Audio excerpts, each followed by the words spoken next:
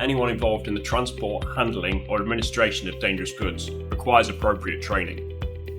Many people assume that the dangerous goods regulations only apply to drivers and specialist transport teams. In reality, anybody shipping, handling or packaging dangerous goods have a responsibility to follow the regulations. Without proper awareness training, simple mistakes can lead to safety incidents, damaged goods and costly compliance problems.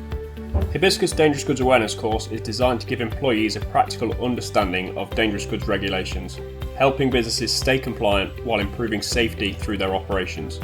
Our course is available both online and in person, allowing businesses to choose the correct training format for their needs. And that's why dangerous goods awareness training is so important. It helps employees recognise potential hazards, understand their responsibilities and contribute to a safer, more compliant workplace.